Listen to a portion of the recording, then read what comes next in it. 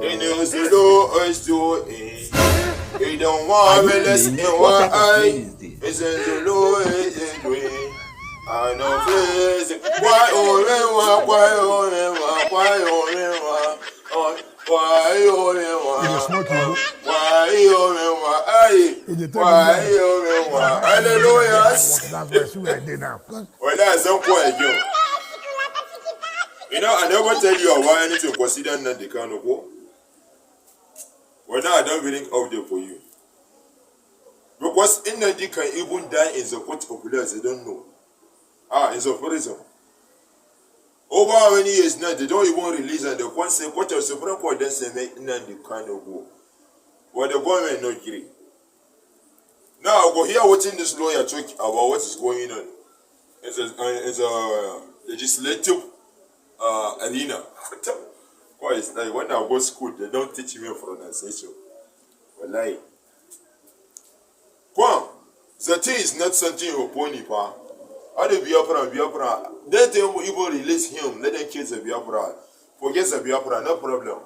I'm already they give us future of Biafra. Wallahi, that's the one as the people. I'm going to drop the video. The lawyer say you don't take the court bar. The way I look at Nnamdi Kanu is like a walking dead. Nnamdi can die at any moment. What's the video? And the court are begin stubborn to it. Wallahi. Like I always tell you, in everything I will do you, the only thing you cannot fail me, the only thing you will do for me is just to subscribe, like, comment, come share the video. If you cannot share, just like the video so that YouTube can suggest the video for others. Can you go? Alright, what's the video? I'm not going anywhere with you. I'm here to you today. What's the video? And telling me what you suggest about this. What you want the court to do. Telling me what you want the court to do in the comment section. I will bring the new update for you. And don't forget, I joined video of weekends the 17th of May. I someone check for some brother wants to as a one. Yeah, good morning.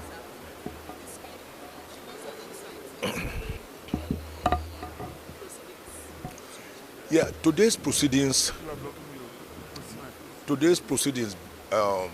border essentially on the main appeal, which we believe was ripe for hearing.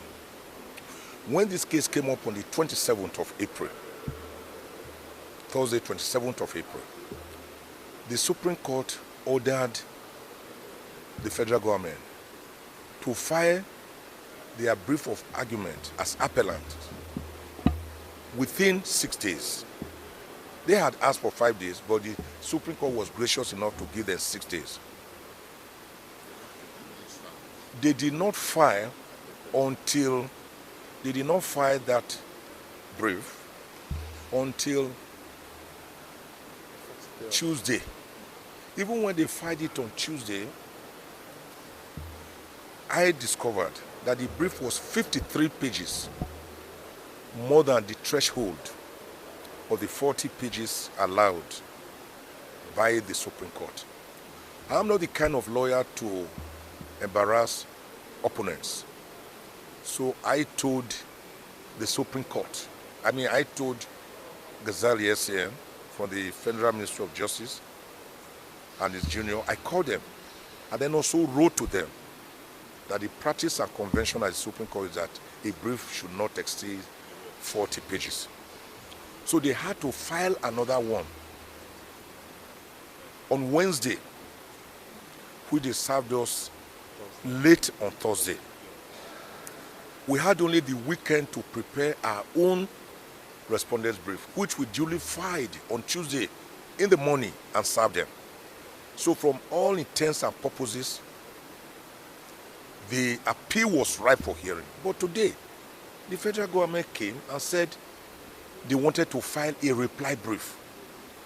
I told their counsel, you can even, these points of law you are showing me which you want to file formally, you can stand up and say them orally, verbally, and we will not oppose. In any event, you are saying we raised a preliminary objection in our brief. It was raised in our brief, not as a separate document. But I believe that their own intention was to stall the proceedings, because he said he had the instruction of the Attorney General that he must reply to it. I said, no one is saying you should not reply, but it doesn't have to be in a written form. You can reply orally. We have all done it now and again by replying orally, verbally. He will not do that. So the Supreme Court said, in order not to show them out, they will give them a short time to file the reply within 2 days. Then I begged the Supreme Court, I pleaded with the Supreme Court to give us the shortest possible date, even this month or early next month. But they looked at their calendar and their docket that is pitiably full. It's so unfortunate this is the busiest Supreme Court in the world, because all manners of cases come here, and politicians will fight themselves dirty and they will all end up here. And even the smallest case about stealing a piece of fish or disagreeing over disagreement between a husband and a wife, we end up at the Supreme Court.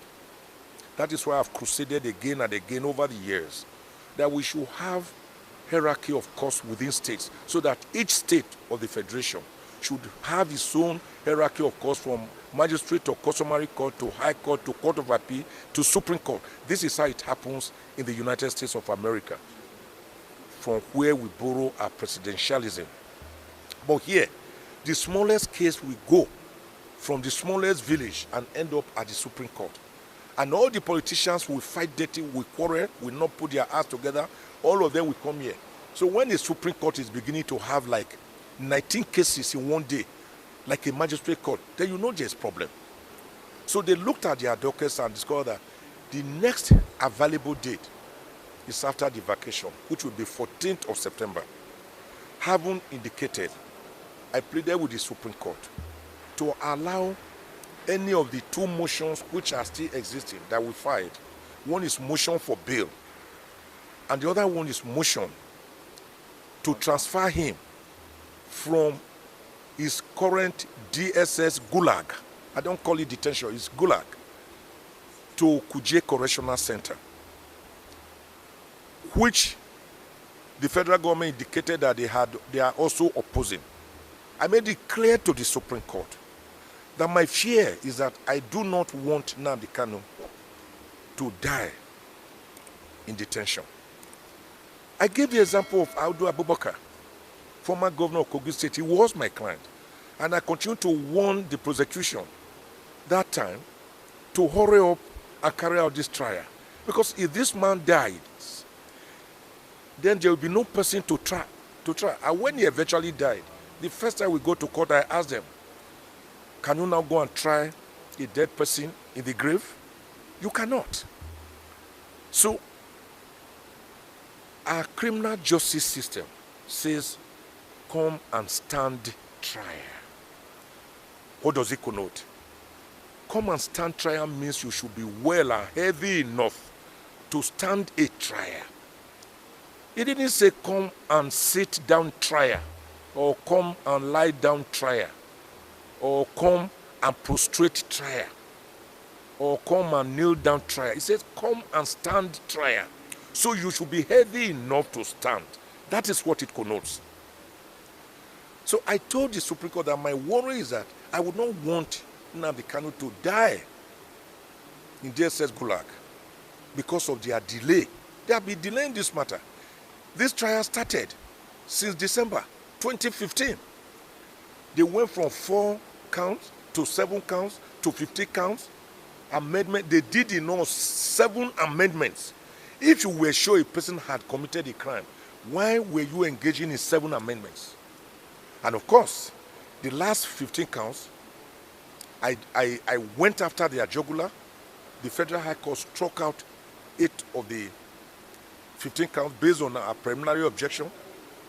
We took the remaining 7 counts to the Court of Appeal.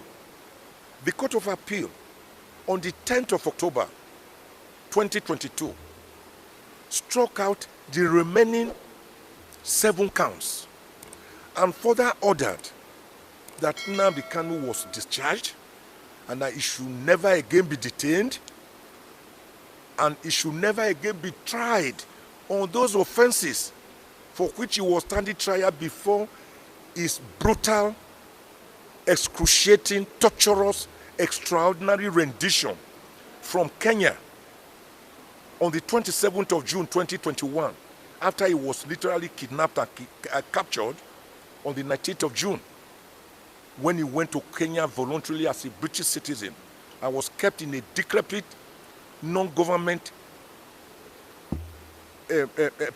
place for about 8 days before they flew him back to Nigeria. Based on that, the Court of Appeal held that even in arresting a person within Nigeria, you still have to go through the provisions of AJA, like Section 8, which say you must treat a suspect or a defendant with humanity. You must not subject him to degrading and inhuman treatment. Section 113 of the AJA is there. Section 94 of the AJA is there. All of them say you must comply with both local and international laws in trying a suspect. They did not. They did not subject themselves to extradition proceedings as provided for by the Extradition Act, laws of the Federation of Nigeria 2004. And there is also the doctrine of specialty, that you can only try a person, even if they had engaged in lawful extradition proceedings, which they did not do. You can only try a person for the offense he was standing. I mean, you cannot try a person for the offense he was standing trial before his extradition, extrajudicial or extraordinary rendition. It has to be a new offense for which you are extraditing the person. But they didn't do all this. So the Court of Appeal saw through the federal government's facade and masquerade and tore it to shreds and discharged Nnamdi Kanu, ordered that he be not detained, and ordered that henceforth he should never be tried. But the federal government surprisingly went to the same Court of Appeal, but another panel this time, to ask for a stay of execution. I have told Buhari, President Buhari, when I delivered the Uzuko Umuna lecture at Enugu, penultimate Friday, which was on the 28th of April, I begged and pleaded with President Buhari on bended knees that he should release Nnamdi Kanu immediately, because it's not a threat to national security. And I'm now again praying President Buhari on my bended knees once more to release Nnamdi Kanu today. People will clap for him, even though he has not achieved much in his 8 years of a disastrous outing as president.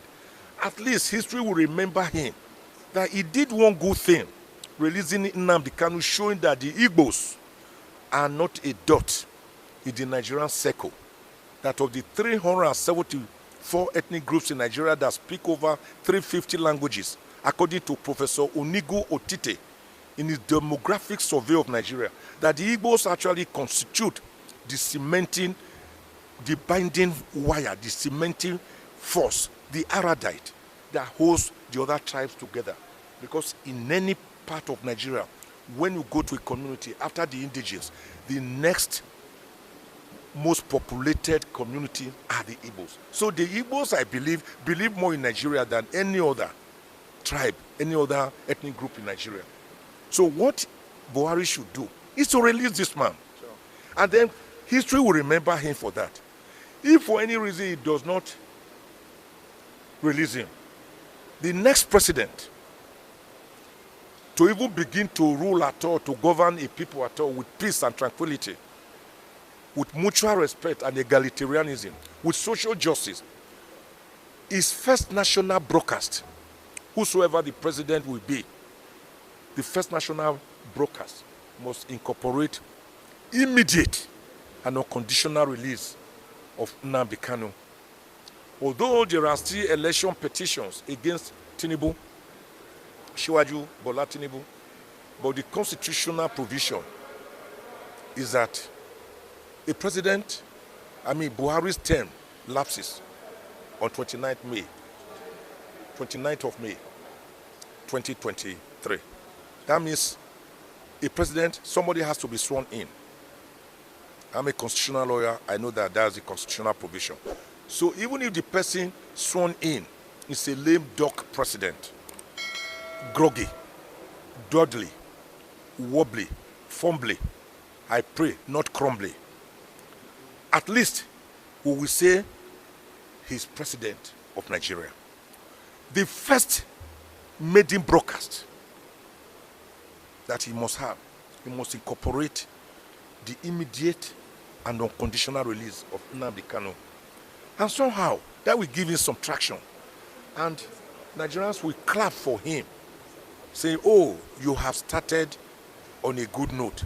And that will make him generate some sympathy, if not empathy, from a large spectrum of the nation, particularly in the Igbo race, the Ala-Igbo. It will generate some sympathy. So that is my advice. It's unsolicited advice. Nobody has paid me for it as a lawyer, but I believe that this advice will help whichever government is going to come into power on the 29th of May 2023. Yes, thank you. Yes. The federal government was staying execution of his own citizens' liberty, where America will go out of its way to another country to go and take out from that country a wrongfully detained person. The federal government of Nigeria stayed the execution of the liberty of its own citizens. And they have been delaying this matter. They filed an appeal since 18th of October 2022. They will file some papers, they will not serve us. We will discover them by ourselves. We had to file a series of motions for accelerated hearing. That was what led to all these motions for bail and motion to transfer him, which again, unfortunately, the Supreme Court could not take today. They are of the opinion that Nnamdi Kanu will not die by the grace of God. And they even prayed with me that he will not die. They are of the opinion that it is better to go for the main appeal once and for all than through this motion for bail or motion to transfer him from DSS Gulag to Kuje Correctional Center. So, by the grace of God, let me say this and say this very clearly. The federal government can run, but it cannot hide. It can run, no, but it can never hide. The reason is that you cannot cover the sun with your palm. You can't cover the sun with your palm. And no one can hide behind a finger. Because the federal government has brought in a maggots-infested piece of firewood into its home. It has asked for visitation by a colony of lizards. So, why are they running from hearing the matter? But I can assure you that before you know what is happening, September 14 is here, it's around the corner. And this man, by God's grace, God, as usual, will do what he knows best.